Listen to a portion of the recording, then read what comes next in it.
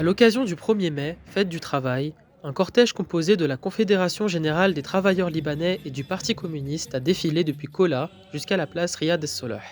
Des manifestants de tous âges, nationalités et professions se sont invités à la marche, dans l'espoir de faire entendre les voix des travailleurs libanais. Le secrétaire général du Parti communiste libanais s'est exprimé dans un discours hostile à la classe politique, qu'il accuse d'opprimer les travailleurs. Nous resterons au Liban, malgré toutes les difficultés sociales et financières, malgré votre appauvrissement et celui de votre peuple, causé par un régime capitaliste et confessionnel criminel.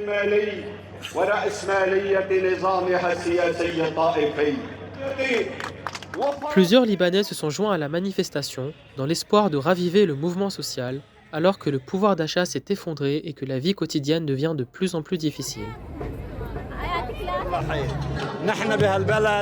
Nous luttons chaque année dans ce pays depuis 90 ans.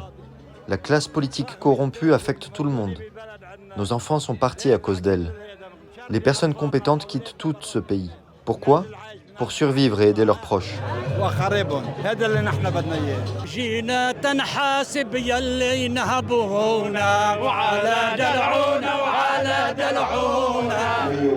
L'atmosphère s'est rapidement tendue alors que des militantes ont commencé à scander des slogans hostiles au régime syrien.